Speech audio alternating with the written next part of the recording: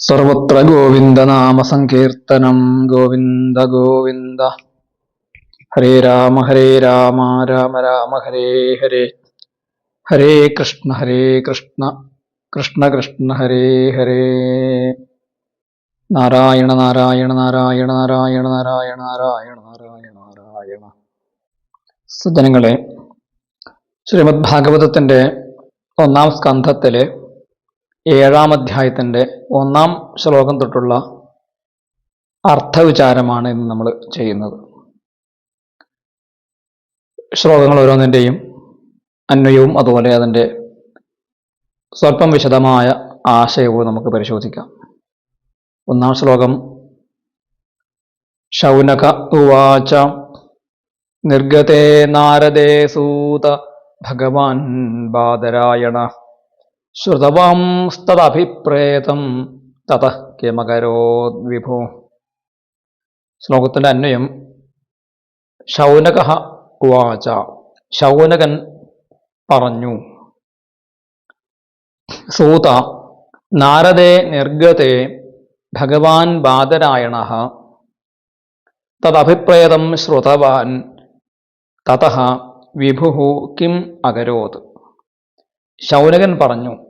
കഥ കേൾക്കുന്ന ഋഷിമാരിൽ പ്രമുഖനായിട്ടുള്ള വൃദ്ധനായിട്ടുള്ള ശൗനകൻ സൂതനോട് ചോദിക്കുകയാണ്: ഹേ സൂത, അല്ലയോ സൂത, നാരദേ നിർഗതേ, നാരദൻ നിർഗമിച്ചപ്പോൾ, നാരദൻ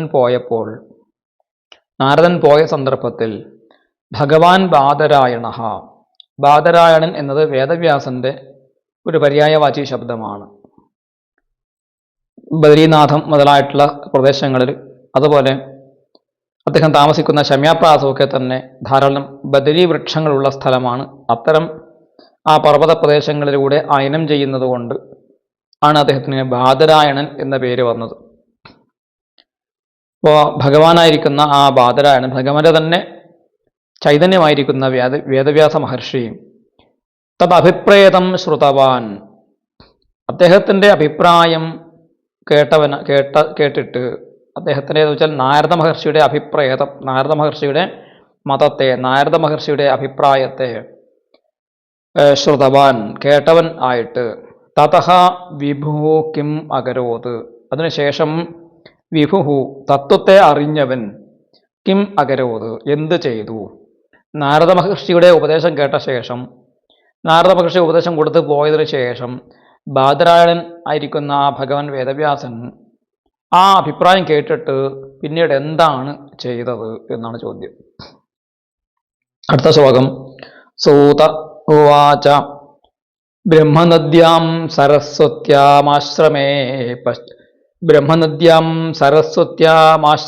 പശ്ചിമേ തടേ ശമ്യാപ്രാസ ഇതി പ്രോക്ത ഋഷീണാം സത്രവർദ്ധന. സൂതഃ ഉവാച, സൂതൻ പറഞ്ഞു. ബ്രഹ്മനദ്യാം സരസ്വത്യാം പശ്ചിമേ തടേ ഋഷീണാം സത്രവർദ്ധന ശമ്യാപ്രാസഃ ഇതി പ്രോക്തഃ ആശ്രമഃ അസ്തി. അസ്തി എന്ന് നമ്മൾ ചേർക്കണം, അവിടെ ആ ക്രിയ പറഞ്ഞിട്ടില്ല, അവിടെ നമ്മൾ മനസ്സിലാക്കേണ്ടതാണ്. സൂതഃ ഉവാച, സൂതൻ പറഞ്ഞു. ശൗനകന്റെ ചോദ്യത്തിന് ഉത്തരമായിട്ട് പറയുകയാണ്: ബ്രഹ്മനദ്യാം സരസ്വത്യാം പശ്ചിമേ തടേ, ബ്രഹ്മനദിയായ സരസ്വതീ നദിയിൽ, പശ്ചിമേ തടേ, പടിഞ്ഞാറേ കരയിൽ. അപ്പൊ ഇവിടെ സരസ്വതീ നദി, ബ്രഹ്മനദിയായ, പുണ്യനദിയായ, ബ്രഹ്മാവിൻ്റെ പ്രിയപ്പെട്ടവളുമാണ് സരസ്വതീ ദേവി. ആ സരസ്വതീ ദേവിയാണ് ഭൂമിയിൽ സരസ്വതീ നദിയായിട്ട് ഒഴുകിയത് എന്ന് ചില പുരാണങ്ങൾ പറയുന്നുണ്ട്. അപ്പോൾ ബ്രഹ്മനദി എന്ന പേര് എന്തുകൊണ്ടും അന്വർത്ഥമാണ്. ഇത് മാത്രമല്ല, വേദങ്ങൾ, ഇതിഹാസങ്ങളൊക്കെ തന്നെ രചിക്കപ്പെട്ടത് ഈ നദിയുടെ തീരത്തായതുകൊണ്ടും, അല്ലെങ്കിൽ ഈ നദിക്ക് ആ ഒരു വൈദിക സംസ്കാരവുമായി ബന്ധമുള്ളത് കൊണ്ടും ബ്രഹ്മനദി എന്ന പേര് അതിന് അന്വർത്ഥമാണ് എന്നറിയണം. പശ്ചിമേ തടേ, സരസ്വത്യാം എന്നുള്ളത് സപ്തമി വിഭക്തിയിലാണ്, സരസ്വതി നദിയിൽ എന്ന് പറഞ്ഞിരിക്കുന്നു. പക്ഷേ ലാക്ഷണികാർത്ഥപ്രകാരം, ലാക്ഷണികമായ അർത്ഥം എടുക്കുമ്പോൾ സരസ്വതി നദിയുടെ തീരത്ത്, അടുത്ത് എന്ന് നമ്മൾ അർത്ഥം എടുക്കണം. പശ്ചിമേ തടേ, അതിൻ്റെ പടിഞ്ഞാറേ കരയിൽ.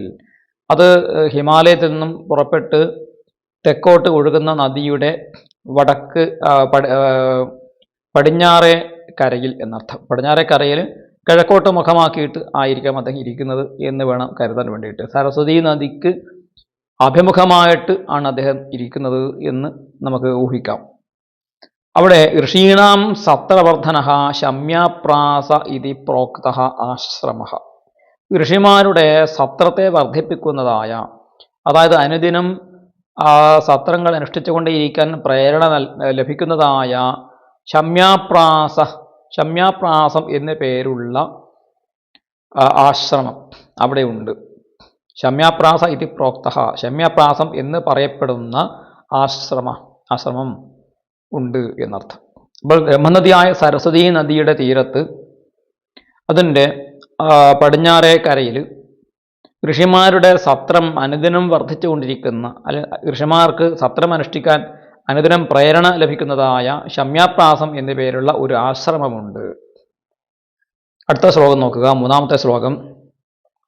തസ്മിൻ സ്വ ആശ്രമേ വ്യാസോ ബദരീചണ്ഡമണ്ഡിതേ ആസീനോപ ഉപസ്പൃശ്യ പ്രണിദധ്യൗ മനസ്വയം.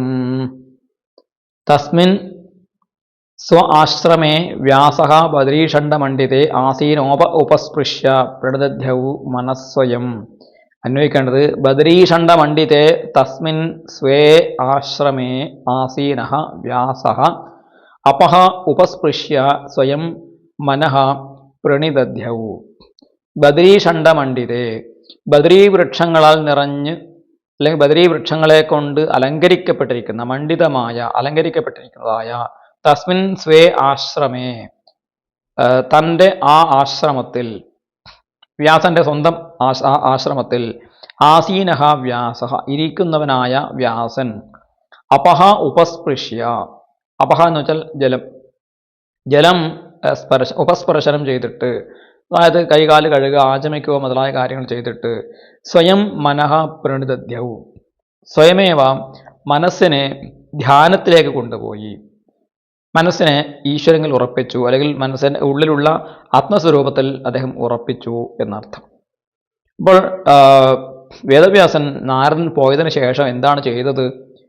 ആ ബ്രഹ്മനദിയായ സരസ്വതി നദിയുടെ പടിഞ്ഞാറേ കരയിൽ കിഴക്കോട്ട് മുഖമായിട്ട് ആ ബദരീവൃക്ഷങ്ങൾ കൊണ്ട് അലങ്കൃതമായിരിക്കുന്ന തൻ്റെ ആശ്രമത്തിൽ, ശമ്യാപ്രാസ എന്ന പേരുള്ള ആശ്രമത്തിൽ കൈകാലിൽ കഴുകി ആചമനം ചെയ്തിട്ട് അത് അവിടെ ഇരുന്നു കൊണ്ട് ബ്രഹ്മധ്യാനം ചെയ്തു, ഈശ്വരനെ ധ്യാനം ചെയ്തു എന്നർത്ഥം. അപ്പോൾ എന്ത് സംഭവിച്ചു? ഭക്തിയോഗേന മനസി സമ്യക് പ്രണിഹിതേ മലേ അപശ്യത് പുരുഷം പൂർവം മായാം ച തദുപാശ്രയാം. ഭക്തിയോഗേന അമലേ സമ്യക് പ്രണിഹിതേ മനസി പൂർവം പുരുഷം തദുപാശ്രയാം മായാം ച അപശ്യത്. ഭക്തിയോഗേന അമലേ, ഭക്തിയോഗം കൊണ്ട് അമലമായ, പരിശുദ്ധമായി തീർന്ന, നിർമ്മലമായി തീർന്ന, സമ്യക് പ്രണിഹിതേ മനസി, വേണ്ട വിധത്തിൽ, സമ്യക് എന്ന് വെച്ചാൽ വേണ്ടും പോലെ, വേണ്ട വിധത്തിൽ ഈശ്വര പ്രണിധാനം ചെയ്തു വച്ചിരിക്കുന്ന, ഈശ്വരങ്കിൽ ഉറപ്പിച്ചു വച്ചിരിക്കുന്നതായ ആ മനസ്സിൽ, മനസി എന്ന് വെച്ചാൽ മനസ്സിൽ, പൂർവം പുരുഷം, ആദ്യ പുരുഷൻ, ഈ പ്രപഞ്ചത്തിൻ്റെ സൃഷ്ടിയിൽ ആദ്യമുണ്ടായിരുന്ന പരമപുരുഷനായ ഭഗവാനെ, പൂർവം പുരുഷം, പൂർവം എന്ന് വെച്ചാൽ പൂർവം, പ്രഥമം, പുരുഷം, ഈശ്വരം എന്നാണ് ശ്രീധരാചാര്യരും മറ്റും വ്യാഖ്യാനിച്ചിട്ടുള്ളത്. പ്രഥമ പുരുഷൻ, ആദ്യ പുരുഷൻ എന്ന് വെച്ചാൽ ഭഗവാൻ മാത്രമേ ഉണ്ടായിരുന്നുള്ളൂ ആ കാലത്ത്. അതായത് പ്രപഞ്ച സൃഷ്ടി, ഈ വ്യക്തപ്രപഞ്ചം ഉണ്ടാകുന്നതിന് മുമ്പ് അവ്യക്ത സ്വരൂപനായിട്ടുള്ള ആ പരമപുരുഷൻ മാത്രമേ ഉണ്ടായിരുന്നുള്ളൂ. ഏകമേവ ദ്വിതീയമായിരിക്കുന്ന ആ വസ്തു ചൈതന്യം മാത്രമേ ഉണ്ടായിരുന്നുള്ളൂ. ആ ചൈതന്യത്തെയാണ് പുരുഷൻ എന്ന് പറഞ്ഞിരിക്കുന്നത്. ഈശ്വരനെയും തദുപാശ്രയാം മായാം ച അപശ്യത് എന്നാണ്. തദുപാശ്രയാം എന്ന് വെച്ചാൽ ഈശ്വരാശ്രയാം, തദധീനായാം മായാം ച അപശ്യൽ. ആ ഭഗവാൻ, ആ പരമപുരുഷന് അധീനയായിരിക്കുന്ന, ആ ഭഗവാനെ ആശ്രയിച്ച് കഴിയുന്നവളായ ആ മായയെയും അപശ്യത്, കണ്ടു. അപ്പൊ ധ്യാനത്തില് പരമപുരുഷനായ ഭഗവാനെയും ഈശ്വരനെയും ആ ഭഗവാനെ ആശ്രയിച്ച് കഴിയുന്ന മായയെയും കണ്ടു. അപ്പോൾ ഈശ്വരൻ എന്ന് പറയുന്നത് പരമജ്ഞാന സ്വരൂപമാണ്. അതുപോലെ മായ എന്ന് പറയുന്നത് ആ ജ്ഞാനത്തെ മറച്ചു വയ്ക്കുന്ന ഭഗവാനെ തന്നെ ആശ്രയിച്ച് കഴിയുന്നവളും എന്നിട്ട് ആ ഭഗവാനെ ആശ്രയിച്ചുകൊണ്ട് ഭഗവാനെ മറച്ചു വയ്ക്കുന്നവളുമാണ് ആ മായ. അതുകൊണ്ടാണ് ആ മായയെ ഉപാശ്രയ എന്ന് പറഞ്ഞിരിക്കുന്നത്, തതുപാശ്രയ എന്ന് പറഞ്ഞിരിക്കുന്നത്. ഭഗവാനെ ആശ്രയിക്കുന്നവളാണ്, ഭഗവാന്റെ തന്നെ അന്തരംഗ ശക്തിയായിട്ടും ബഹിരംഗ ശക്തിയായിട്ടും പ്രവർത്തിക്കുന്നവളാണ്. അവളെ കൊണ്ടാണ് ഭഗവാൻ സൃഷ്ടിസ്ഥിതി സംഹാരങ്ങളൊക്കെ നിർവഹിക്കുന്നത്. എങ്കിലും അവൾ ആ ഭഗവാനെയാണ് ആശ്രയിക്കുക. ഭഗവാൻ ആഗ്രഹിക്കുന്ന സമയത്ത് അവൾ തിരോഭവിക്കും. ആവിർഭാവങ്ങളും തിരോഭാവങ്ങളും ഭഗവാന്റെ ഇച്ഛക്കനുസരിച്ചാണ് എന്നുള്ളത് കൊണ്ട് ആണ് അവൾ ഭഗവാനെ ആശ്രയിക്കുന്നവളായിട്ട് ഇരിക്കുന്നത് എന്നർത്ഥം. അപ്പോൾ ആ മായയെ കണ്ടു, മായയുടെ അധീശനായിരിക്കുന്ന ഭഗവാനെയും തൻ്റെ ഉള്ളിൽ അദ്ദേഹം ദർശിച്ചു എന്നാണ് ഇവിടെ പറയുന്നത്. എന്തിനാണ് അങ്ങനെ കണ്ടത്, രണ്ടായിട്ട് കണ്ടത് എന്ന് നോക്കാം അടുത്ത ശ്ലോകത്തിൽ. യയാ സമ്മോഹിതോ ജീവ ആത്മാനം ത്രിഗുണാത്മകം പരോപി മനുതേനർത്ഥം തത്കൃതം ചാഭിപദ്യതേ. യയാ സമ്മോഹിതോ ജീവ ആത്മാനം ത്രിഗുണാത്മകം പരോപി മനുതേനർത്ഥം തത്കൃതം ചാഭിപദ്യതേ. ജീവഃ പരഃ അപി യയാ സമ്മോഹിതഃ ആത്മാനം ത്രിഗുണാത്മകം മനുതേ തത്കൃതം അനർത്ഥം ച അഭിപദ്യതേ. ജീവൻ എന്ന് പറയുന്നത് പരഃ അപി, ജീവൻ പരമാത്മാവ് തന്നെയാണ്. ജീവോ ബ്രഹ്മൈവ നാപര എന്ന് ശങ്കരാചാര്യസ്വാമികൾ വേദാന്തത്തിൻ്റെ അർത്ഥം മുഴുവനായിട്ട് ഏകശ്ലോകത്തിൽ അർദ്ധശ്ലോകം കൊണ്ട് അദ്ദേഹം പറഞ്ഞിട്ടുണ്ട്. ബ്രഹ്മസത്യം ജഗന്മിഥ്യ ജീവോ ബ്രഹ്മൈവ നാപര. ബ്രഹ്മമാണ് സത്യം. ഈ പ്രപഞ്ചം, ഈ കാണാകുന്ന ചരാചര പ്രപഞ്ചം എന്താണ്? അത് ഈ ജഗത്ത് മിഥ്യയാണ്, നിലനിൽക്കുന്നതല്ല.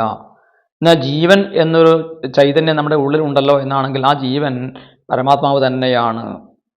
അതാണ് പറഞ്ഞത് ജീവോ ബ്രഹ്മൈവ ന അപരഹ, അത് അപരമല്ല. ബ്രഹ്മത്തിൽ നിന്നും പരമാത്മാവിൽ നിന്നും അത് അന്യമല്ല. എന്നിരുന്നാലും ആ ജീവൻ എന്തുകൊണ്ടാണ് ഈ ശരീര പരിച്ഛിന്നനായിട്ട് ഞാൻ ഈ ശരീരമാണ്, ഞാൻ ഇന്ന മനുഷ്യനാണ് എന്നൊക്കെ ചിന്തിച്ചുകൊണ്ടാണല്ലോ നമ്മൾ ഈ പ്രകൃതിയിൽ ജീവിക്കുന്നത്. എന്തുകൊണ്ടാണ് എന്ന് പറയുന്നു. യയാ സമ്മോഹിത, ഏതൊരു മായയാൽ മോഹിക്കപ്പെട്ടവനായിട്ട്, സമ്യക്കായിട്ട് മോഹിക്കപ്പെട്ടവനായിട്ട് ഭഗവാന്റെ ഈ ഉപാശ്രയയായ മായ നമ്മളൊക്കെ ഭ്രമിപ്പിക്കുകയാണ്, നമ്മളെ മോഹിപ്പിക്കുകയാണ്. നമ്മൾ കാണുന്നത് ഈ മായയെയാണ്. മായ എന്ന് പറയുന്നത് ത്രിഗുണാത്മികയാണ്. 3 ഗുണങ്ങളോട് കൂടിയിട്ടുള്ളവളാണ്. സത്വഗുണം, രജോ ഗുണം, തമോ ഗുണം.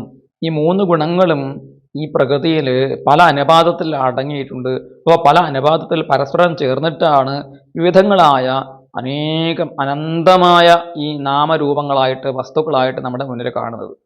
അതൊക്കെ പരമസത്യമാണ് എന്ന് നമ്മൾ കരുതുന്നു. പക്ഷേ ആ ത്രിഗുണാത്മകമായ എല്ലാ പ്രാപഞ്ചിക വസ്തുക്കളും ഈ മായ നമ്മുടെ മുന്നിൽ വെളിപ്പെടുത്തുന്നതായ നിരവധി നമ്മളെ ഭ്രമിപ്പിക്കുന്നതായ കാഴ്ചകൾ മാത്രമാണ്. അത് നമ്മുടെ ഇന്ദ്രിയങ്ങളെ ഭ്രമിപ്പിക്കുന്ന അനുഭവം, വിഷയങ്ങൾ മാത്രമാണ്. വാസ്തവത്തിൽ അവ നിലനിൽക്കുന്നതല്ല. അവയ്ക്ക് തന്നെ ഭഗവാനിൽ ഇന്നല്ലെങ്കിൽ നാളെ ലയിച്ചു ചേരുന്നതാണ്. ഭഗവാൻ മാത്രമേ പരമസത്യമായിട്ടുള്ളൂ എന്ന കാര്യം നമ്മൾ അറിയുന്നില്ല. എന്തുകൊണ്ട്? ആ മായ നമ്മളെ മോഹിപ്പിക്കുന്നു എന്നർത്ഥം. എന്നിട്ടോ ആത്മാനം ത്രിഗുണാത്മകം മനുതേ, നമ്മളെ തന്നെ, പുരുഷനെ തന്നെ, ഈ ജീവാത്മാവ് തന്നെ എന്ത് കാണുന്നു? ത്രിഗുണാത്മകമായിട്ട് വിചാരിക്കുന്നു, കരുതുന്നു. ഞാനും ത്രിഗുണാത്മകമാണ്, 3 ഗുണങ്ങളോട് കൂടിയിട്ടുള്ള ഈ പ്രകൃതിയുടെ, ഈ പ്രപഞ്ചത്തിൻ്റെ ഭാഗം തന്നെയാണ് എന്ന് അവൻ വിചാരിക്കുന്നു. അതുകൊണ്ട് എന്ത് സംഭവിക്കുന്നു? തത്കൃതം അനർത്ഥം ച അഭിപദ്യതേ, അതിൽ നിന്നുണ്ടാകുന്ന അനർത്ഥത്തെയും പ്രാപിക്കുന്നു. എന്താണ് അനർത്ഥം എന്ന് പറയുന്നത്? അനർത്ഥം എന്ന് പറയുന്നത് അർത്ഥമില്ലാത്ത കാര്യം എന്ന് വെച്ചാൽ സുഖവും ദുഃഖവുമായിട്ടാണ് നമ്മൾ ഈ പ്രകൃതിയെ അനുഭവിക്കുന്നത്. ത്രിഗുണാത്മകമായ പ്രകൃതിയിൽ നിന്ന് നമ്മൾ സുഖവും ദുഃഖവും സ്വയം ഏറ്റെടുക്കുന്നു. എങ്ങനെയാണ് സുഖവും ദുഃഖവും ഉണ്ടാകുന്നത്? ഈ ഉള്ളിലുള്ള പരമചൈതന്യമായിരിക്കുന്ന ഈശ്വരനെ ഈ മായ മറച്ചു വച്ചിരിക്കുന്നത്. ആ മായയുടെ ആവരണ ശക്തി കൊണ്ടാണ് മറച്ചു വച്ചിരിക്കുന്നത്. മായക്ക് ആവരണ ശക്തി, അതുപോലെ വിക്ഷേപ ശക്തി എന്നീ 2 ശക്തികളുണ്ട്. ആവരണ ശക്തി കൊണ്ട് നമ്മുടെ ഉള്ളിലുള്ള ജ്ഞാനത്തെ, പരമപുരുഷ ചൈതന്യത്തെ മറച്ചു വയ്ക്കുകയും വിക്ഷേപ ശക്തി കൊണ്ട് നമ്മുടെ ഇന്ദ്രിയങ്ങളെയൊക്കെ തന്നെ ഈ കാണാകുന്ന ഈ ഈ വ്യക്തപ്രപഞ്ചത്തിൻ്റെ ദൃശ്യപ്രപഞ്ചത്തിൻ്റെ മായികമായ ആ അനുഭൂതി നമുക്ക് ഉണ്ടാക്കി തന്ന് ഇതൊക്കെയാണ് ഈ കാണുന്നതും ഈ കേൾക്കുന്നതും ഈ സ്പർശിക്കുന്നതും ഈ രുചിക്കുന്നതും ഈ മണക്കുന്നതുമായ വസ്തുക്കളാണ് പരമസത്യം എന്ന് തോന്നിക്കുന്നതാണ് വിക്ഷേപശക്തി. ആ മായയുടെ തന്നെ ശക്തിയാണ്. അങ്ങനെ ആവരണ ശക്തി കൊണ്ട് നമ്മുടെ സ്വസ്വരൂപത്തെ മറച്ചു വച്ചിരിക്കുന്നു.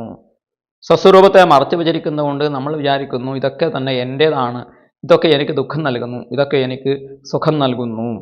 ഞാൻ കർമ്മം ചെയ്യുന്നു, സുഖം നേടാൻ വേണ്ടി ഞാൻ കർമ്മം ചെയ്യുന്നു, കർമ്മം ചെയ്തിട്ടും എനിക്ക് സുഖം കിട്ടുന്നില്ല, എനിക്ക് ദുഃഖമാണ് ലഭിക്കുന്നത്, ഞാൻ ദുഃഖത്തെ ഭുജിക്കുന്നു. അപ്പോൾ ഞാൻ കർത്താവാണ്, ഭോക്താവാണ്, എനിക്ക് കർത്തൃത്വം, എനിക്ക് ഭോക്തൃത്വം. ഈ രണ്ട് കാര്യങ്ങളിലൂടെയാണ് എനിക്ക് പലതരത്തിലുള്ള വ്യസനങ്ങൾ ഉണ്ടാകുന്നത്. ആ വ്യസനങ്ങളെയാണ് അനർത്ഥം എന്ന് പറഞ്ഞിരിക്കുന്നത്. യഥാർത്ഥത്തിൽ നേടേണ്ടത് അർത്ഥം എന്താണ്, സ്വാർത്ഥം എന്താണ്, സ്വന്തം അർത്ഥം എന്താണ്, ഉള്ളിലുള്ള പരമമായ ആ ഈശ്വര ചൈതന്യമാണ്. അതിനെയാണ് ഈ മായ മറച്ചു വച്ചിരിക്കുന്നത്. അതുകൊണ്ട് ഗീതയിൽ പറഞ്ഞിരിക്കുന്നു, അജ്ഞാനിനാവൃതം ജ്ഞാനം തേന മുഹ്യന്തി ജന്തവ. അജ്ഞാനം കൊണ്ട് ജ്ഞാനത്തെ മൂടിയിരിക്കുന്നു. ജ്ഞാനം നമ്മുടെ ഉള്ളിൽ സ്വതസിദ്ധമായിട്ടുണ്ട്, അത് മറച്ചു വയ്ക്കപ്പെട്ടിരിക്കുന്നു ഈ മായ കൊണ്ട്. അതുകൊണ്ട് ബ്രഹ്മാവ് ഭാഗവതത്തിൻ്റെ 2-ാം സ്കന്ധത്തിൽ ബ്രഹ്മാവ് 5-ാമത്തെ അധ്യായത്തിൽ പറയുകയാണ്, വിലജ്ജമാനയായസ്യ സ്ഥാതുമിക്ഷാപഥേ മുയ വിമോഹിത വിഗദ്ധന്തേ മമാഹമിതി ദുർധിയ. വിലജ്ജമാനയായസ്യ ഏതൊരു ഭഗവാനെ കാണുമ്പോൾ തന്നെ സ്ഥാതും ഈക്ഷാപഥേ, ഭഗവാന്റെ കൺവെട്ടത്തിൽ പെടുമ്പോൾ പോലും ഈ മായ എന്ത് ചെയ്യും, അവൾ ലജ്ജിച്ച് തലതാഴ്ത്തി അവിടെ നിന്ന് മറഞ്ഞു പോകും.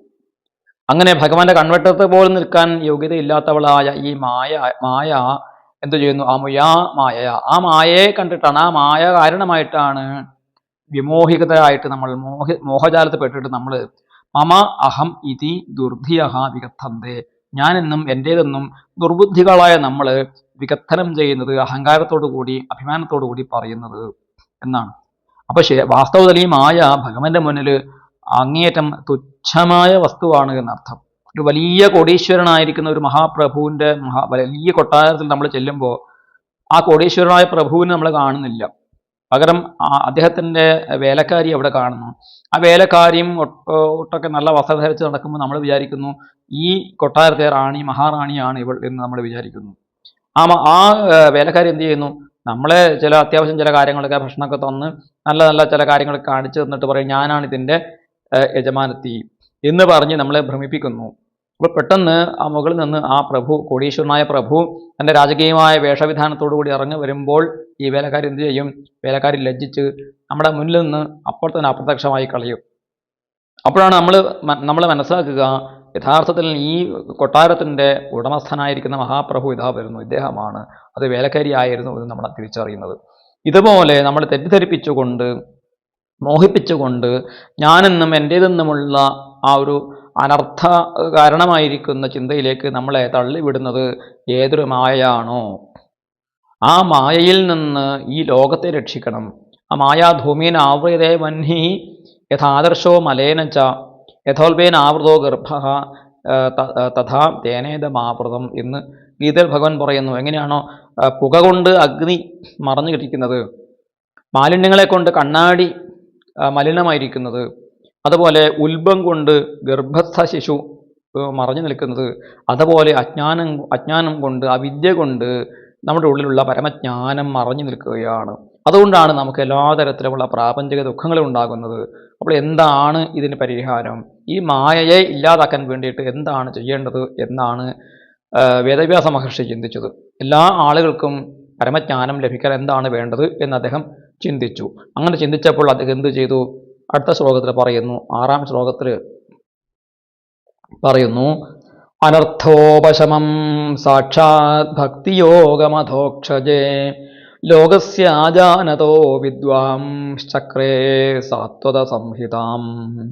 അനർത്ഥോപശമം സാക്ഷാത് ഭക്തിയോഗമധോക്ഷജേ ലോകസ്യാജാനതോ വിദ്വാംശ്ചക്രേ സാത്വത സംഹിതാം. വിദ്വാൻ അജാനതഃ ലോകസ്യ അനർത്ഥോപശമം അധോക്ഷജേ സാക്ഷാത് ഭക്തിയോഗം അപശ്യത് സാത്വത സംഹിതാം ചക്രേ. ഇതാണ് അന്വയം. ഇപ്പൊ വിദ്വാൻ വേദവ്യാസൻ, പരമജ്ഞാനിയായിട്ടുള്ള വേദവ്യാസൻ എന്ത് ചെയ്തു? അജാനതഃ ലോകസ്യ, അറിവില്ലാത്തവരായ ഈ ലോക എന്ന് വെച്ചാൽ ലോകത്തിലുള്ള ജനങ്ങൾ, അങ്ങനെ നമ്മൾ ലാക്ഷണികമായിട്ട് അർത്ഥം എടുക്കണം. ലോകം എന്ന് വെച്ചാൽ ഈ ജീവനില്ലാത്ത ഈ ജഗത്തല്ല, മറിച്ച് ഇതിൽ വസിക്കുന്നവരായ ജീവാത്മാക്കൾ, മനുഷ്യർ എന്ന് പ്രത്യേകമായ അർത്ഥം. അപ്പോൾ ഈ ഒന്നും അറിയാത്തവരായ ഈ ലോകത്തിൻ്റെ അനർത്ഥോപശമം, അനർത്ഥങ്ങൾക്ക് ഉപശമം ഉണ്ടാക്കുന്നത്, ദുഃഖങ്ങൾക്ക് വ്യസനങ്ങൾക്ക് അറുതി ഉണ്ടാക്കുന്നതായ കാര്യം എന്താണ് എന്ന് അദ്ദേഹം ചിന്തിച്ചറിഞ്ഞു. എന്താണത്? അധോക്ഷജേ സാക്ഷാത് ഭക്തിയോഗ, അധോക്ഷജനായിരിക്കുന്ന സാക്ഷാത് ശ്രീകൃഷ്ണ ഭഗവാനിൽ ഭക്തിയോഗം അനുഷ്ഠിക്കലാണ് ഈ വ്യസനം ഇല്ലാതാക്കാനുള്ള വഴി എന്ന് അവശ്യത്. അവശ്യത് എന്ന പദം അവിടെ ഇല്ല എങ്കിലും നമ്മൾ ആ ക്രിയ അവിടെ നമ്മൾ ചേർക്കേണ്ടതുണ്ട്. അവശ്യത്. എന്നിട്ട് പറയുന്നു സച്ച സാത്വത സംഹിതാം ചക്രേ, സാത്വത സംഹിത എന്ന് അറിയപ്പെടുന്നതായ ഈ ശ്രീമദ് ഭാഗവതത്തെ ചക്രേ രചിച്ചു എന്നാണ്. അപ്പോൾ ലോകത്തിൻ്റെ ദുഃഖത്തിന് കാരണം ആരാണ്? ഭഗവാനിൽ നിന്നും നിർഗമിച്ചവളായ, ഭഗവാനിൽ നിന്നും ഉൽപ്പന്നയായ, ഭഗവാനെ ആശ്രയിച്ചു കഴിയുന്നവളായ ത്രിഗുണാത്മികയായ മായയാണ് നമ്മളെ ഭ്രമിപ്പിച്ച് മോഹിപ്പിച്ച് ദുഃഖത്തിലേക്ക് തള്ളിവിടുന്നത് എന്നുള്ളത് കൊണ്ട് ആ മായ ഉണ്ടാക്കുന്നതായ അനർത്ഥത്തിൽ നിന്നും ഈ ജഗത്തിലുള്ള ആളുകളെ, അറിവില്ലാത്തവരായ ആളുകളെ രക്ഷിച്ചെടുക്കാൻ വേണ്ടിയിട്ട്, അവരുടെ ദുഃഖത്തെ ശമിപ്പിക്കുന്നതിന് വേണ്ടിയിട്ട് ശ്രീകൃഷ്ണ ഭഗവാനിലുള്ള ഭക്തിയോഗമാണ് പരിഹാരം എന്ന് അറിഞ്ഞിട്ട് ഈ വിദ്വാനായിരിക്കുന്ന, ജ്ഞാനിയായിരിക്കുന്ന വേദവ്യാസ മഹർഷി സാത്വത സംഹിതയായിരിക്കുന്ന സജ്ജനങ്ങളുടെ പരമമായ ശാസ്ത്രമായിരിക്കുന്ന ഈ ശ്രീമദ് ഭാഗവതത്തെ ചെയ്തു. ശ്രീമദ് ഭാഗവതത്തെ അദ്ദേഹം രചന ചെയ്തു എന്നാണ് പറയുന്നത്. അപ്പോൾ 4, 5, 6 ശ്ലോകങ്ങൾ, ഈ 3 ശ്ലോകങ്ങളും ശ്രീമദ് ഭാഗവതത്തിൻ്റെ ഏകദേശ സ്വരൂപമാണ്, ഇതിൻ്റെ ഭാഗവതത്തിൻ്റെ സംക്ഷിപ്ത രൂപമാണ് എന്ന് പ്രസിദ്ധമാണ്. അത് ശ്രീധരാചാര്യ സ്വാമികൾ പറഞ്ഞിരിക്കുന്നു, തദനേന ശ്ലോകത്രയേണ ഭാഗവതാർത്ഥ സംക്ഷേപതോ ദർശിത. ശ്രീധരാചാര്യർ പറഞ്ഞാൽ പിന്നെ അതിനപ്പുറത്തൊരു അപ്പീലില്ല എന്നാണ് പറയാറുള്ളത്. കാരണം ശ്രീധര സകലം വ്യക്തി ശ്രീ നൃസിംഹ പ്രസാദത, നരസിംഹമൂർത്തിയുടെ പ്രസാദം കൊണ്ട് ശ്രീധരാചാര്യ സ്വാമികൾ ഭാഗവതത്തിൻ്റെ എല്ലാ നിഗൂഢതകളും രഹസ്യങ്ങളും അറിഞ്ഞിരിക്കുന്നു എന്നാണ്. അപ്പോൾ അദ്ദേഹം പറയുന്നു ഈ 3 ശ്ലോകത്തിൽ, അതായത് ഭഗവാനെയും ഭഗവാന്റെ തന്നെ ഉപാശ്രയ ആയിരിക്കുന്ന മായയെയും കണ്ടു എന്ന് ആദ്യം പറഞ്ഞു. എന്നിട്ട് പറഞ്ഞു ഈ ജീവാത്മാവ് ഏതൊരു മായയാലാണോ മോഹിക്കപ്പെട്ട് അവനവനെ ത്രിഗുണാത്മകമായിട്ട് കണ്ടിട്ട് ആ മായയിൽ നിന്നും വ്യസനകാരണമായിരിക്കുന്ന അനർത്ഥങ്ങളെ പ്രാപിക്കുന്നു എന്ന് പറഞ്ഞു. പിന്നെ 5-ാമത്തെ ശ്ലോകത്തിൽ പറഞ്ഞു, 6-ാമത്തെ ശ്ലോകത്തിൽ പറഞ്ഞു അജാനതഃ ലോകസ്യ അനർത്ഥോപശമം അധോക്ഷജേ സാക്ഷാത് ഭക്തിയോഗ. അറിവില്ലാത്തവരായ ആ ജനങ്ങൾക്ക് അനർത്ഥത്തെ ശമിപ്പിക്കുന്നതായ വസ്തു ഈ ശ്രീകൃഷ്ണ അധോക്ഷജനിൽ സാക്ഷാത് ഭക്തിയോഗമാണ് എന്നും കണ്ട് അദ്ദേഹം ഭാഗവത രചന ചെയ്തു എന്നാണ്. അപ്പോൾ ഒരു ശ്ലോകം കൂടിയുണ്ട്. ഏതാണ്? അടുത്ത ശ്ലോകം കൂടി ചേർത്തിട്ടാണ് ഭാഗവതമാകുന്നത്. 7-ാമത്തെ ശ്ലോകം കൂടി ചേർത്തിട്ടാണ് 3 ശ്ലോകങ്ങളാണ് ഭാഗവതത്തിൻ്റെ സംക്ഷേപമായിട്ട് കണക്കാക്കപ്പെടുന്നത്. ഏതാണ് 7-ാമത്തെ ശ്ലോകം? 7-ാമത്തെ ശ്ലോകം നോക്കാം. യസ്യാം വൈ ശ്രൂയമാണായാം കൃഷ്ണേ പരമപൗരുഷേ ഭക്തിരുത്പദ്യതേ പുംസശോകമോഹഭയാപഹ. യസ്യാം വൈ ശ്രൂയമാണായാം കൃഷ്ണേ പരമപൗരുഷേ ഭക്തിരുത്പദ്യതേ പുംസശോകമോഹഭയാപഹ. യസ്യാം ശ്രൂയമാണായാം പുംസഃ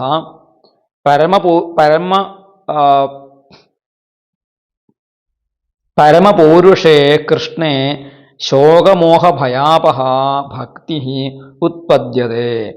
ശ്രീധരാചാര്യ സ്വാമികൾ ഇതിൻ്റെ ഒരു വ്യത്യസ്തമായ പാഠം എടുത്തിട്ടുണ്ട്. അതായത് ശോകമോഹ ഭയാപഹ എന്ന് പല ഗ്രന്ഥങ്ങളിലും കാണാം.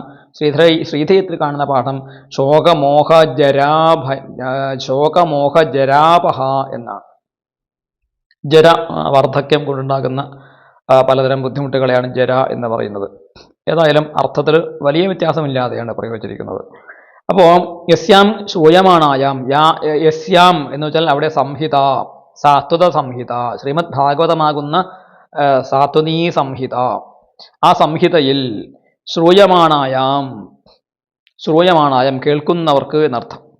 ഏതൊരു സാത്വത സംഹിതയെ ശ്രവണം ചെയ്യുന്ന പുംസഹ പുരുഷന്മാർക്ക്, മനുഷ്യന്മാർക്ക്, പരമപുരുഷേ കൃഷ്ണേ പരമപുരുഷനായിരിക്കുന്ന ശ്രീകൃഷ്ണ ഭഗവാനിൽ ശോകമോഹ ഭയാപഹ അല്ലെങ്കിൽ ശോകമോഹ ജരാപഹ, ശോകം മോഹം ജര അല്ലെങ്കിൽ ഭയം മുതലായവയെ അപഹരിക്കുന്ന, ദൂരെ കളയുന്നതായ, ഇല്ലായ്മ ചെയ്യുന്നതായ ഭക്തി ഉത്പദ്യത്തെ ഭക്തി ജനിക്കുന്നു.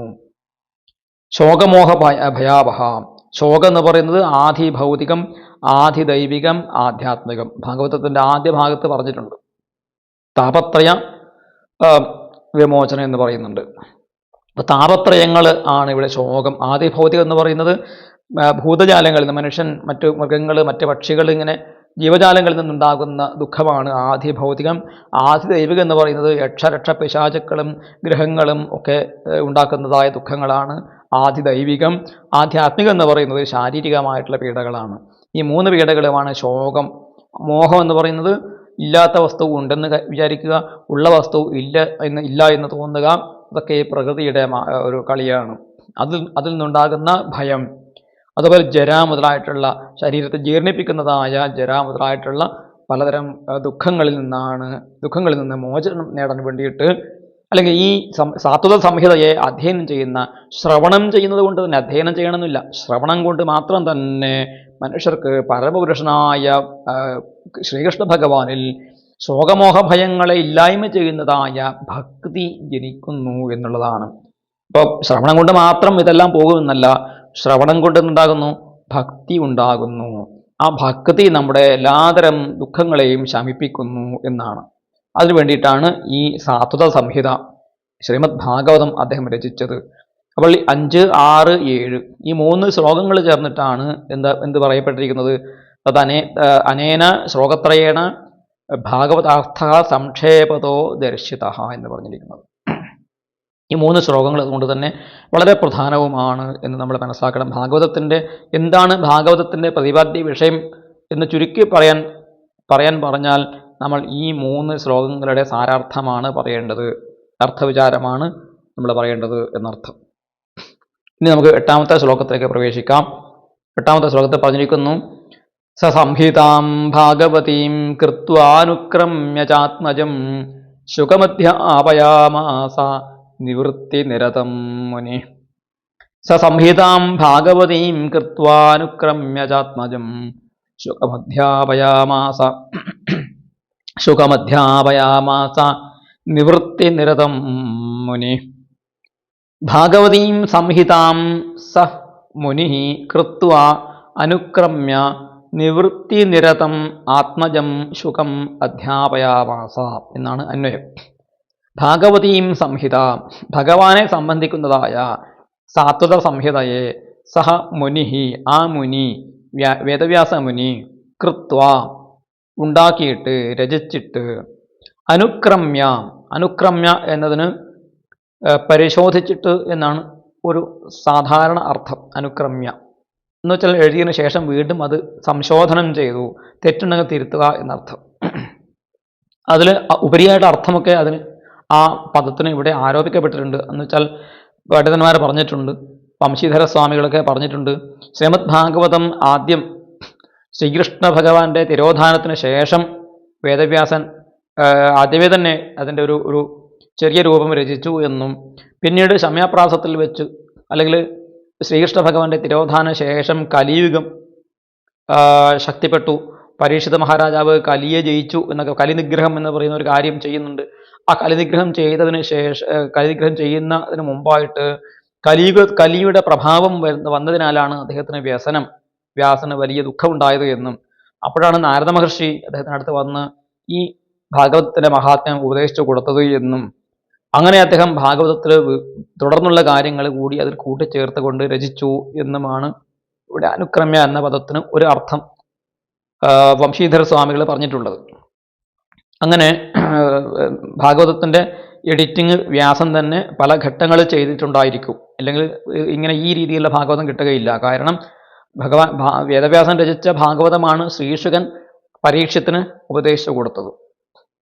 അപ്പോൾ ആ പരീക്ഷത്തിന് ശ്രീശുകൻ ഉപദേശിക്കാനിടയായ സാഹചര്യം കൂടി നമ്മൾ ഇന്ന് വായിക്കുന്ന ഭാഗവതത്തിലുണ്ട്. അപ്പോൾ വ്യാസൻ രചിച്ചതായ ഭാഗവതം ശ്രീശുകൻ പരീക്ഷത്തിന് കൊടുത്തു. ശ്രീശുകനും പരീക്ഷത്തും തമ്മിലുള്ള ആ സംവാദം കൂടി ഉൾപ്പെടുത്തിക്കൊണ്ട് വ്യാസഭഗവൻ വീണ്ടും അതിനെ എഡിറ്റ് ചെയ്തിട്ടുണ്ട്, വീണ്ടും അതിനെ സംശോധനം ചെയ്ത് അതിൽ കൂട്ടിച്ചേർത്തിട്ടുണ്ട് എന്നാണ് നമ്മൾ മനസ്സിലാക്കേണ്ടത്. ഏത് യുക്തി കൊണ്ടും നമുക്ക് മനസ്സിലാക്കാൻ സാധിക്കുന്നതാണ്. അതിനു മുമ്പേ തന്നെ ഒരു തവണ കൂടി ഇത് ഇടയിലൊന്ന് എഡിറ്റ് ചെയ്യപ്പെട്ടിട്ടുണ്ട്, അതായത് കൂട്ടിച്ചേർത്തിട്ടുണ്ട് എന്നാണ് വംശീധര സ്വാമികൾ പറയുന്നത്. ഏതായാലും മഹാത്മാക്കൾ പറയുമ്പോൾ അതിൻ്റെതായ ചില അർത്ഥങ്ങൾ നമ്മൾ മനസ്സിലാക്കേണ്ടതുണ്ട്. അത് സത്യമാകാൻ തരമുണ്ട് എന്ന് നമ്മൾ മനസ്സിലാക്കുക. ഏതായാലും എന്തിനാണ് നിവൃത്തിനിരതം ആത്മജം ശുകം അധ്യാപയമാസ ഭാഗവതീം സംഹിതം സ മുനിഹി കൃത്വ അനുക്രമ്യ പരിശോധിച്ചിട്ട് നിവൃത്തിനിരതനായ നിവൃത്തി മാർഗത്തിൽ നിരതനായിരിക്കുന്ന മോക്ഷമാർഗത്തിൽ നിരന്തരമായിട്ട് പ്രവർത്തിച്ചു കൊണ്ടിരിക്കുന്നവനായ അല്ലെങ്കിൽ അതിൽ മുഴുകിയിരിക്കുന്നവനായ മുക്തിയിൽ, അതായത് പരബ്രഹ്മത്തിൽ എന്ന് തന്നെ പറയാം. ശ്രീശുക ബ്രഹ്മർഷിയെക്കുറിച്ച് പറയുന്നത് അദ്ദേഹം ബ്രഹ്മഭൂതൻ തന്നെയാണ്, ബ്രഹ്മസാക്ഷാത്കാരം നേടിയെടുത്ത ആൾ തന്നെയാണ്. അതുകൊണ്ട് നിവൃത്തി നിരതം എന്ന് പറഞ്ഞിരിക്കുന്നതിൻ്റെ അർത്ഥം നമ്മൾ എടുക്കേണ്ടത് മോക്ഷമാർഗത്തിൽ സഞ്ചരിക്കുന്നവൻ എന്നതിലുപരിയായിട്ട് മോക്ഷത്തിൽ അഭിരമിക്കുന്നവനായ, മോക്ഷവസ്തുവായി പരംബ്രഹ്മത്തിൽ പരമാത്മനി നിരതം, പരമാത്മ ചിന്തയിൽ എന്നും മുഴുകിയിരിക്കുന്നവനായ ആ ശ്രീശുകനെ, ആത്മജം ശുകം മകനായിട്ടുള്ള ശുകനെ ആ മുനി എന്ത് ചെയ്തു? അധ്യാപയാമാസ പഠിപ്പിച്ചു. എന്തുകൊണ്ടാണ് മകനെ പഠിപ്പിച്ചത്? ഇവിടെ വംശീധര സ്വാമികൾ പറയുന്നു, ലോകേഹി സ്വാദിതാപൂർവമിഷ്ടവസ്തുക പിത്രാദിരവശ്യമേവ പുത്രാധികം തത്തദാസ്വാദയിതും പ്രയതത്തെ എന്നാണ്. അതായത് ഈ ലോകത്തിൽ ഒരു രീതിയുണ്ട്. എന്താണ്? സ്വാദിത അപൂർവമിഷ്ടവസ്തുകം, നല്ല സ്വാദുള്ളതായ ഇഷ്ടവസ്തു, ഏറ്റവും നല്ല സ്വാദുള്ളതും മുമ്പൊരിക്കലും നമ്മൾ കഴിച്ചിട്ടില്ലാത്തതുമായ സ്വാദിഷ്ടമായ ഒരു വസ്തു കിട്ടിക്കഴിഞ്ഞാൽ പിത്രാദിഹി അച്ഛനും അമ്മയൊക്കെ എന്ത് ചെയ്യും? അവശ്യം തീർച്ചയായിട്ടും അത് തൻ്റെ മക്കൾക്ക് അത് കൊടുക്കും.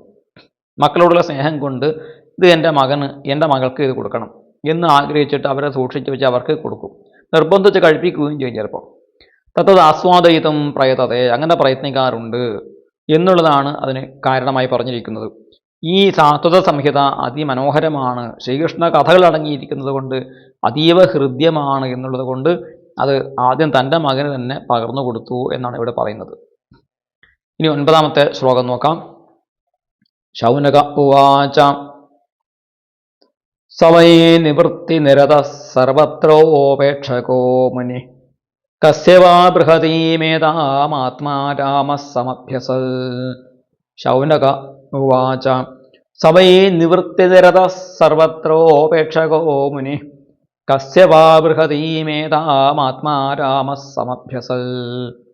ശൗനക ഉവാച, ശൗനകഃ ഉവാച, ശൗനകൻ പറഞ്ഞു, നിവൃത്തിനിരതഃ സർവത്ര ഉപേക്ഷകഃ മുനിഃ ആത്മാരാമഃ സഹ വൈ ബൃഹതീം ഏതാം കസ്യ വാ സമഭ്യസത്. അദ്ദേഹത്തിൻ്റെ ചോദ്യമാണ്, ശൗനകൻ്റെ ചോദ്യമാണ്. നിവൃത്തിനിരതഃ സർവത്ര ഉപേക്ഷകഃ മുനിഃ. ഇവിടെ മുനിഃ എന്ന് പറഞ്ഞിരിക്കുന്നത് ശുകമുനിയെക്കുറിച്ചാണ്, ശ്രീ ശുകനെക്കുറിച്ചാണ്. നിവൃത്തിനിരതനായിരിക്കുന്ന പരബ്രഹ്മത്തിൽ പരമാത്മാവിൽ നിരന്തരമായി മുഴുകിക്കഴിയുന്നവനായ ആ മുനി സർവത്ര ഉപേക്ഷകഃ, എല്ലാ കാര്യങ്ങളിലും ഉപേക്ഷക, ഔദാസീന്യേന വർത്തന്തഃ എന്നർത്ഥം. ഗ്രന്ഥേഭ്യ ഔദാസീന്യേന വർത്തന്ത എന്നും അതിനെ വ്യാഖ്യാനിക്കപ്പെട്ടിട്ടുണ്ട്. അതായത് എല്ലാതരം ശാസ്ത്രങ്ങളോടും ഉദാസീന ഭാവം. കാരണം ഇനി പഠിക്കേണ്ടതായിട്ട് ഒന്നുമില്ല, എല്ലാം പഠിച്ചു കഴിഞ്ഞു. ആ അവസ്ഥയിലാണ് ഈ ഉദാസീന സ്വഭാവം വന്നു ചേരുന്നത്. ഇനൊന്നും പഠിക്കാനില്ല, പഠിക്കേണ്ടുന്ന ശാസ്ത്രങ്ങളെ കൊണ്ട് നേടേണ്ടതായ വസ്തുവിനെ നേടിക്കഴിഞ്ഞാൽ പിന്നെ അതിന് നമുക്ക് ഉപേക്ഷിക്കാം, അതിനോട് നമുക്ക് ഉദാസീന ഭാവം വന്നു ചേരും. 1ാം ക്ലാസ്സിൽ നമ്മൾ പഠിച്ച ടെക്സ്റ്റ് ബുക്ക്, പാഠപുസ്തകം ഇപ്പോഴും നമ്മളെടുത്ത് വെറുതെ വായിച്ചു നോക്കേണ്ട ആവശ്യം, നമുക്ക് വായിക്കേണ്ടി വരാറില്ല. കൗതുകം കൊണ്ട് എടുത്ത് നോക്കാം എന്നല്ലാതെ അത് ഇനി നമുക്ക് പഠിക്കേണ്ട ആവശ്യമില്ല. 2ാം ക്ലാസ്സിലെ പാഠപുസ്തകം നമുക്കിനി വീണ്ടും വായിച്ചു നോക്കേണ്ട കാര്യമില്ല. അത്തരം പുസ്തകങ്ങൾ നമ്മൾ എന്ത് ചെയ്യും? അത് ചിലപ്പോൾ ഏതെങ്കിലും ആളുകൾക്ക് നമ്മൾ കൊടുക്കും. ആക്രികൾക്ക് എടുത്തു കൊടുക്കും ആ പഴയ പുസ്തകങ്ങളൊക്കെ. കാരണം അതിനോട് ഉദാസീന ഭാവമാണ്. അന്ന് നമുക്ക് അത് വളരെ വിലപ്പെട്ടതായിരുന്നു. അതിൻ്റെ ഓരോ പേജും നമ്മൾ ശ്രദ്ധയോടെ കൈകാര്യം ചെയ്തും പഠിച്ചതും ഒക്കെ തന്നെയാണ്. പക്ഷേ ഇപ്പോൾ നമ്മൾ എന്ത് ചെയ്തു, അത് പഴയ പുസ്തകമായി, അത് പ്രയോജനമില്ല എന്ന് കരുതിയിട്ട് നമ്മളെടുത്ത് ആക്രിക്ക് കൊടുക്കുന്നു, അല്ലെങ്കിൽ അത് കെട്ടിയിട്ട് അടുപ്പിൻ്റെ മേലെയൊക്കെ നമ്മൾ കെട്ടി തൂക്കി വെക്കാറൊക്കെ ഉണ്ട്, അല്ലെങ്കിൽ വേറെ എന്തെങ്കിലും ആവശ്യത്തിന് ഉപയോഗിക്കും. ഇതുപോലെ ഒരു ഉദാസീന ഭാവം എന്തിനോട് വരും? എല്ലാതരം ശാസ്ത്ര ഗ്രന്ഥങ്ങളോടും ശാസ്ത്രങ്ങളോടും മഹാജ്ഞാനികൾക്ക് സാക്ഷാത്കാരം കിട്ടിക്കഴിഞ്ഞ ആളുകൾക്ക് തോന്നാറുണ്ട്. അങ്ങനെ തോന്നുന്ന ആളാണ് സർവത്ര ഉപേക്ഷകൻ. അതുകൊണ്ടാണല്ലോ അദ്ദേഹം നഗ്നനായിട്ട് യാദൃച്ഛികനായിട്ട് ലക്ഷ്യമില്ലാതെ സഞ്ചരിച്ചു കൊണ്ടിരിക്കുന്നത്. അപ്പം അങ്ങനെ ആത്മാരാമഹ, ആത്മാവിൽ തന്നെ അഭിരമിക്കുന്നവനായ, ആത്മാവിൽ തന്നെ അവനവനിൽ തന്നെ ആനന്ദിക്കുന്നവനായ ആ ശ്രീശുകൻ സ വൈ ബൃഹതീമേതം സംഹിതം കസ്യവ സമഭ്യസൽ. ഈ ബൃഹതീം എന്ന് വെച്ചാൽ വലുതായ വലുപ്പമുള്ളതായ വിസ്താരമുള്ളതായ ഈ സംഹിതയെ, ഏതാം ഇതിനെ, ഈ സംഹിതയെ, കസ്യവ, ആ ചോദ്യത്തിന് അർത്ഥം കസ്യ എന്നുള്ള സാധാരണ ആരുടെ, ആർക്ക് എന്നൊക്കെയാണ് അർത്ഥമെങ്കിലും ഇവിടെ അതിൻ്റെ സവിശേഷമായ അർത്ഥം എന്താണ്? കസ്യവ എന്നുള്ളതിന് കസ്യ ഹേതോഹോ, എന്ത് കാരണമായിട്ടാണ്, ഏതൊരു കാരണമായിട്ടാണ് അദ്ദേഹം സമ്യക്കായിട്ട് അഭ്യസിച്ചത്. നിവൃത്തിനിരതനും പരമാത്മാവിൽ ലയിച്ചിരിക്കുന്നവനും എല്ലാ ശാസ്ത്ര ഗ്രന്ഥങ്ങളെയും ഉപേക്ഷിച്ചവനുമായ അവനവനിൽ തന്നെ രമിക്കുന്നവനായ മുനി എന്ത് കാരണമായിട്ടാണ് ഈ ബൃഹത്തായ സംഹിതയെ അഭ്യാസം ചെയ്തത് എന്നാണ് ശൗനക മഹർഷിയുടെ സംശയം. അതിനെന്താണ് സൂതൻ മറുപടി പറയുന്നത് നോക്കുക. സൂതൻ പറയുന്നു, സൂത ഉവാച ആത്മാരാമാശ്ച മുനയോ നിർഗ്രന്ഥ അപ്യുരുക്രമേ കുർവന്ത്യഹൈതുകീം ഭക്തിമിത്തം ഭൂതഗുണോ ഹരി. ആത്മാരാമാശ്ച മുനയോ നിർഗ്രന്ഥ അപ്യുരുക്രമേ കുർവന്ത്യഹൈതുകീം ഭക്തിമിത്തം ഭൂതഗുണോ ഹരി എന്നാണ് പറയുന്നത്. അന്വയം നോക്കുക. ആത്മാരാമാഹ മുനയഃ ച നിർഗ്രന്ഥാഃ അപി ഉരുക്രമേ അഹൈതുകീം ഭക്തിം കുർവന്തി ഹരിഹി ഇത്തം ഭൂതഗുണഃ. ആത്മാരാമാഹ മുനയഃ, നേരത്തെ പറഞ്ഞു ആത്മാരാമൻ ആരാണ്? ആത്മാവിൽ തന്നെ അവനവനിൽ തന്നെ ആനന്ദിക്കുന്നവൻ, അവനവനിലുള്ള സ്വസ്വരൂപത്തിൽ ആത്മസ്വരൂപത്തിൽ തന്നെ ആനന്ദിക്കുന്നവരാണ് ആത്മാരാമന്മാർ. അതായത് അവർക്ക് ആനന്ദിക്കാൻ വേണ്ടി ബാഹ്യമായ ഒരു വസ്തുവിൻ്റെ അപേക്ഷയില്ല. ബാഹ്യമായ തൻ്റെ ശരീരം കൊണ്ടോ ശരീരബാഹ്യമായ വസ്തുവിനെ കൊണ്ടോ അവർക്കൊരു ആനന്ദവും നേടാനില്ല. കാരണം അവനവനിൽ ആനന്ദ സ്വരൂപമായ ആത്മാവിനെ അവർ സൂര്യതുല്യമായി അനുഭവിച്ചറിഞ്ഞുകൊണ്ടിരിക്കുന്നു. അതുകൊണ്ടാണ് അവർ ആത്മാരാമന്മാരാകുന്നത്. അങ്ങനെയുള്ള ആത്മാരാമന്മാരായ മുനിമാർ നിർഗ്രന്ഥാഹ, നിർഗ്രന്ഥാഹ എന്നുള്ളതിന് രണ്ടർത്ഥം കൽപ്പിക്കപ്പെട്ടിട്ടുണ്ട്. ഒന്ന് നിർഗ്രന്ഥാഹ ഗ്രന്ഥേഭ്യോ നിർഗതാഹ എന്ന് ശ്രീധരാചാര്യ സ്വാമികൾ ഒരു അർത്ഥം ആദ്യം പറഞ്ഞു. ഗ്രന്ഥങ്ങളിൽ നിന്നും നിർഗതനായിട്ട്, ശാസ്ത്രഗ്രന്ഥങ്ങൾ പഠിക്കുന്നതൊക്കെ അവസാനിപ്പിച്ചു. കാരണം അറിയേണ്ടത് അറിഞ്ഞു കഴിഞ്ഞു, ഇനിയിപ്പോൾ ഒന്നും പഠിക്കാനില്ല എന്നുള്ളത് കൊണ്ട്. അതിന് അദ്ദേഹം ഉദ്ധരിച്ചത് ഗീതാശ്ലോകത്തെയാണ്. യഥാതേ മോഹകരളം ബുദ്ധിർ വ്യതിതരിഷ്യതി തഥാ ഗന്ധാസി നിർവേദം ശ്രോതവ്യസ്യ ശ്രുതസ്യ ച എന്ന് ഗീതയിലൊരു ശ്ലോകമുണ്ട്. യഥാതേ മോഹകലിലം, മോഹകലിലം എന്ന് വെച്ചാൽ മോഹം കൊണ്ട്, അവിവേകം കൊണ്ട് നമ്മുടെ ഉള്ളിലുണ്ടായിട്ടുള്ള മനോമാലിന്യങ്ങൾ, ഈ മനസ്സിൻ്റെ മാലിന്യങ്ങൾ ബുദ്ധി എന്ത് ചെയ്യും? നിരന്തരമായ ശാസ്ത്ര പഠനം കൊണ്ടും ശാസ്ത്ര ശ്രവണം കൊണ്ടും മനനം കൊണ്ടും നിധിധ്യാസനം കൊണ്ടും, ശ്രവണ മനന നിധിധ്യാസങ്ങളെ കൊണ്ട് ഉള്ളിലുള്ള മോഹമാകുന്ന പങ്കം ചളി ഒക്കെ തന്നെ നമ്മുടെ ബുദ്ധി എന്ത് ചെയ്യും? മനസ്സിൽ നിന്ന് വേർതിരിച്ച് കളയും, നീക്കിക്കളയും. നിരന്തരമായ ആ സാധന കൊണ്ട് നമ്മുടെ മനസ്സ് പരിശുദ്ധമാക്കി കഴിഞ്ഞാൽ തഥാ ഗന്ധാസി നിർവേദം ശ്രോതവ്യസ്യ ശ്രുതസ്യത, അങ്ങനെ വന്നു കഴിഞ്ഞാൽ ആ യോഗിക്ക്, ആ സാധകന് അല്ലെങ്കിൽ ആ ഭക്തന് എന്ത് സംഭവിക്കും? ശ്രോതവ്യസ്യ ശ്രുതസ്യച്ച നിർവേദം ഗന്ധ, കേൾക്കേണ്ട വസ്തു, കേട്ട വസ്തുവിനോടും കേൾക്കേണ്ടതായ വസ്തുവിനോടും വിരക്തി വന്നു ചേരും എന്നാണ്. വേദം, വേദം പഠിച്ചു കഴിഞ്ഞു, അറിയേണ്ടതായ കാര്യത്തെ അറിഞ്ഞു കഴിഞ്ഞു. ഇനിയിപ്പോൾ അത് വീണ്ടും അതിങ്ങനെ ഉരുക്കഴിച്ചുകൊണ്ടിരിക്കേണ്ട കാര്യമില്ല. ആ പുസ്തകം ഇനിയും വായിച്ചു നോക്കേണ്ട കാര്യമില്ല. ഇന്ന ശാസ്ത്രം അത് വീണ്ടും മനനം ചെയ്യേണ്ട കാര്യമില്ല. അതിലൂടെ അറിയേണ്ടത് അറിഞ്ഞു കഴിഞ്ഞു. നമ്മൾ തോണി ഉപയോഗിച്ചൊരു പുഴ കടന്നു കഴിഞ്ഞാൽ ആ തോണി പിന്നെ നമുക്ക് ആവശ്യമില്ല. തോണിയെ നമ്മൾ അവിടെ എവിടെയെങ്കിലും ഉപേക്ഷിച്ച് നമുക്ക് അവിടെ നിന്ന് കടന്നു പോകാൻ സാധിക്കും. ഉപകരണം പിന്നെ ആവശ്യമില്ല. നേടേണ്ടതായ വസ്തു നേടിക്കഴിഞ്ഞാൽ ആ നേടാൻ ഉപയോഗിച്ച മാർഗം പിന്നീട് നമുക്ക് ആവശ്യമില്ല. അതിനോട് നമുക്കൊരു ഉദാസീന ഭാവം ഉണ്ടാകും എന്നാണ് പറയുന്നത്. അങ്ങനെ ഉള്ള നിർഗ്രന്ഥന്മാരായിട്ട് ഉള്ള ആളുകൾ ആത്മാരാമ മുനയ നിർഗ്രന്ഥാഹ. ഈ നിർഗ്രന്ഥാഹ എന്നുള്ളതിന് വേറൊരർത്ഥം പറഞ്ഞിട്ടുണ്ട്. യദ്വാ ഗ്രന്ഥിരേവ ഗ്രന്ഥ നിവൃത്ത ഹൃദയഗ്രന്ഥയ ഇത്യർത്ഥ. ഗ്രന്ഥിയെ തന്നെയാണ് ഗ്രന്ഥം എന്നും പറയാറുള്ളത്. ഗ്രന്ഥി എന്ന് വെച്ചാൽ നമ്മുടെ ഹൃദയഗ്രന്ഥി, ഹൃദയത്തിലുള്ള അഭിമാനങ്ങളാണ്. ഞാൻ ഇന്ന വ്യക്തിയാണ്, ഇന്ന കുലത്തിൽ ജനിച്ചവനാണ്, ഇന്ന ജാതിയിൽ ജനിച്ചവനാണ്, ഇന്ന വിദ്യാഭ്യാസമുള്ളവനാണ്, സുന്ദരനാണ്, അധികാരമുള്ളവനാണ്, ഐശ്വര്യമുള്ളവനാണ്, ശക്തിയുള്ളവനാണ്, അധികാരമുള്ളവനാണ്, ഇന്ന മതത്തിൽപ്പെട്ടവനാണ്, ഇന്ന ജാതിയിൽപ്പെട്ടവനാണ്, ഇന്ന നാട്ടിലുള്ളവനാണ്, എങ്ങനെയൊക്കെയുള്ള പലതരം അഭിമാനങ്ങൾ നമ്മുടെ ഉള്ളിലിങ്ങനെ, ആ അഭിമാനങ്ങളുടെ അടുക്കുകൾ ഇങ്ങനെ നമ്മുടെ ഹൃദയത്തിലുണ്ടാകും. അത്തരം അഭിമാനങ്ങളുടെ, അഹങ്കാരങ്ങളുടെ അടുക്കുകളാണ് വാസ്തവത്തിൽ നമുക്ക് അറിവിന് തടസ്സമായിട്ട് നിൽക്കുന്നത്. അറിയേണ്ട വസ്തുവിനെ അറിഞ്ഞു കഴിയുമ്പോൾ എന്തായിത്തീരും? ഭിദ്യതേ ഹൃദയഗ്രന്ഥി ഛിദ്യന്തേ സർവസംശയാഹ ക്ഷീയന്തേ ചാസ്യ കർമാണി ദൃഷ്ട ഏവ ആത്മനീശ്വരേ എന്ന് ഭാഗവതത്തിൻ്റെ ആദ്യം തന്നെ സൂതൻ പറഞ്ഞിട്ടുണ്ടല്ലോ. ഭിദ്യതേ ഹൃദയഗ്രന്ഥി, നമ്മുടെ ഹൃദയഗ്രന്ഥികൾ ഭേദിച്ചു പോകും, തകർന്നു പോകുകയാണ് ചെയ്യുക ഭഗവാനെ കാണുന്നതോട് കൂടിയിട്ട്. അപ്പം അങ്ങനെ നിർഗ്രന്ഥാഹ എന്ന് പറഞ്ഞതിന് ഹൃദയഗ്രന്ഥികൾ ആർക്ക് നിവർത്തിക്കപ്പെട്ടുവോ, നശിച്ചു പോയിട്ടുണ്ടോ, അത്തരം ആളുകളെയും നിർഗ്രന്ഥാഹ എന്ന് പറയാം. അങ്ങനെയുള്ള ആളുകൾക്ക് ഉരുക്രം അപി, അങ്ങനെയാണെങ്കിൽ പോലും എന്നാണ് അപി എന്ന് പറഞ്ഞിരിക്കുന്നു. ഉരുക്രമേ അഹൈതുകീം ഭക്തിം കുർവന്തി. ഉരുക്രമൻ എന്ന് വെച്ചാൽ വലിയ ചുവട് വെച്ചവനാണ്. വാമനമൂർത്തിയായിട്ട് 3 അടി കൊണ്ട് 3 ലോകത്തെയും അളന്നെടുത്തവനാണല്ലോ ഭഗവാൻ. അതുകൊണ്ടാണ് ഭഗവാന് ഉരുക്രമൻ, വലിയ ക്രമം, വലിയ കാൽവയ്പ് വയ്ക്കുന്നവൻ എന്ന അർത്ഥം വന്നിരിക്കുന്നത്. ഇവിടെ വലിയ പരാക്രമിയായിരിക്കുന്നവൻ, വലിയ ചുവടുവയ്പ്പുകൾ ചെയ്യുന്ന, ലോകത്തെ മുഴുവൻ കീഴടക്കുന്നവൻ, ദുഷ്ടന്മാരെ സംഹരിക്കുന്നവൻ, ശിഷ്ടന്മാരെ രക്ഷിക്കുന്നവൻ, അങ്ങനെയുള്ള വലിയ വലിയ മഹത്തായ കർമ്മങ്ങൾ ചെയ്യാൻ വേണ്ടിയിട്ട് മുന്നോട്ട് ചുവടുവയ്ക്കുന്നവനായിട്ടുള്ള ആ ഉരുക്രമനിൽ അഹൈതുകീം ഭക്തിം എന്നാണ്. ഒരു കാരണമില്ലാതെ, നമ്മൾ ആദ്യം പറഞ്ഞ അഹൈതുക്ക് അപ്രതിഹത ഭക്തി എന്ന് ആദ്യമേ തന്നെ പറഞ്ഞിരുന്നു ഭാഗവതത്തിൽ. കാരണമില്ലാതെ, ഉപാധികളില്ലാതെ ഉള്ള ഭക്തി ആരിൽ?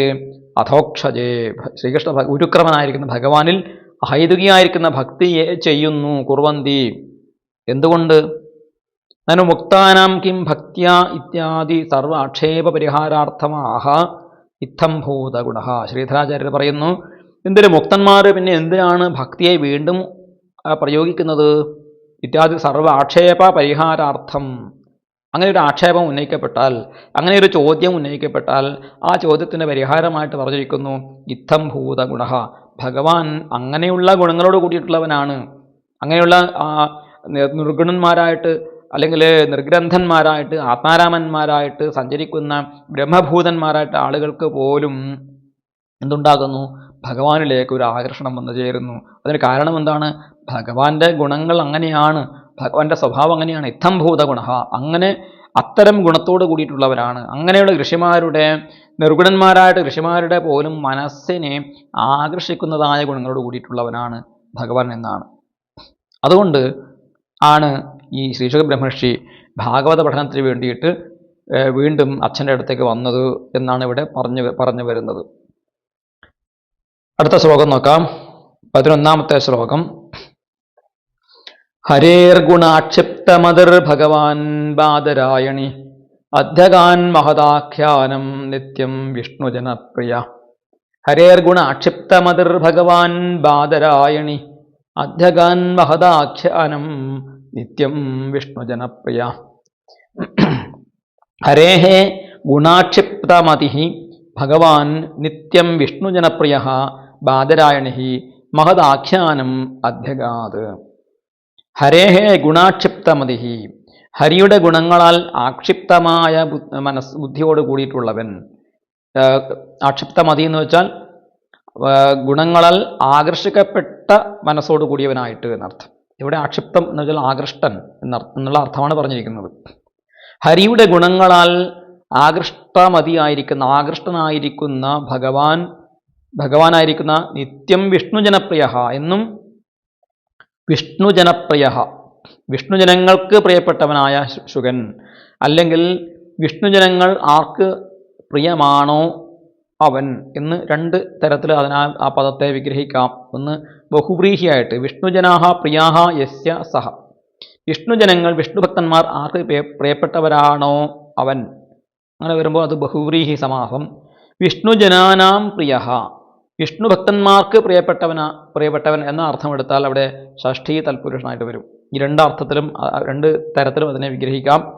എങ്ങനെ ആയിക്കഴിഞ്ഞാലും വിഷ്ണു ഭക്തന്മാർക്ക് പ്രിയപ്പെട്ടവനുമാണ്, വിഷ്ണു ഭക്തന്മാരോട് പ്രിയമുള്ളവനുമാണ് ശ്രീ ശുഖബ്രഹ്മർഷി. അതുകൊണ്ട് ഇത് ചെയ്തു, ആ ബാദരായണന്റെ മകനായിരിക്കുന്ന ശ്രീശുകൻ ഏതത് മഹദാഖ്യാനം അധ്യഗാത്, ഈ മഹത്തായ ആഖ്യാനത്തെ അധ്യയനം ചെയ്തു, ഭാഗവതം പഠിച്ചു എന്നർത്ഥം. ഇനി 12ാമത്തെ ശ്ലോകം നോക്കാം. പരീക്ഷിതോധരാജർഷേർജന്മകർണവിലായനം സംസ്ഥാം ച പാണ്ഡുപുത്രാണാം വക്ഷ്യേ കൃഷ്ണകഥോദയം. പരീക്ഷിതോധരാജർഷേർജന്മകർണവിലായനം സംസ്ഥാം ച പാണ്ഡുപുത്രാണാം വക്ഷ്യേ കൃഷ്ണകഥോദയം. രാജർഷേഃ പരീക്ഷിതഃ ജന്മകർണവിലായനം പാണ്ഡുപുത്രാണാം സംസ്ഥാം ച കൃഷ്ണകഥോദയം വക്ഷ്യേ. രാജർഷിയായിരിക്കുന്ന പരീക്ഷത്തിൻ്റെ ജന്മകർമ്മവിലായനം, ജന്മവും കർമ്മവും വിലായനം മോക്ഷം അല്ലെങ്കിൽ മൃത്യു എന്നർത്ഥം. വിലായനം വിശേഷമായിട്ട് ലയനം, ബ്രഹ്മത്തിൽ ലയിക്കുക, അത് മരണവുമാണ് മോക്ഷവുമാണ്. വിലാപനം എന്ന് ചില ഗ്രന്ഥങ്ങളിൽ കാണുന്നുണ്ട്.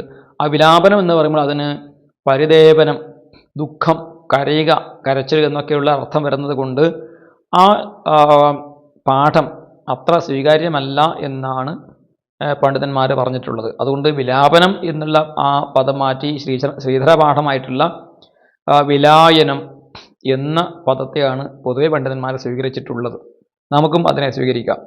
രാജർഷിയായിരിക്കുന്ന പരീക്ഷത്തിൻ്റെ ജന്മവും ജീവിതവും വിലയനവും മൃത്യു അഥവാ മോക്ഷവും പാണ്ഡുപുത്രാണാം സംസ്ഥാം ച, പാണ്ഡവന്മാരുടെ അവരുടെ മഹാപ്രസ്ഥാനം, അവരും ഭഗവാനെ പ്രാപിക്കാൻ വേണ്ടിയിട്ട് ഹിമാലയ സാനുക്കളിലേക്ക് നടന്നു നീങ്ങിയതായ കഥ, അതെന്താണ്?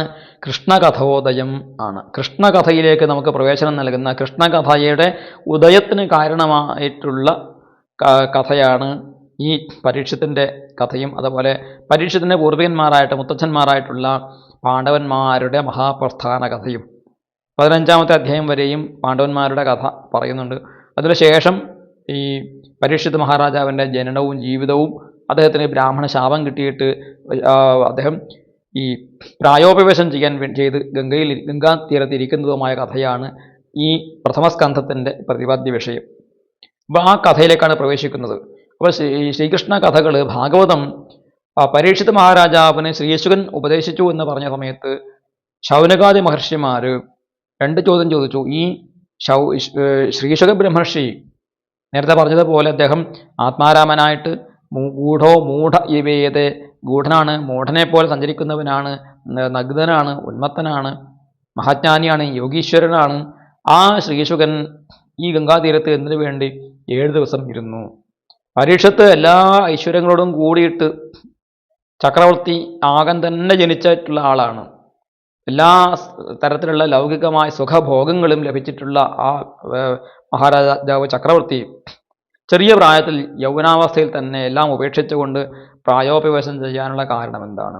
അപ്പോൾ ഇവിടെ ശ്രോതാവും വക്താവും ജീവിതത്തിൻ്റെ 2 അറ്റങ്ങളിലുള്ളവരാണ്.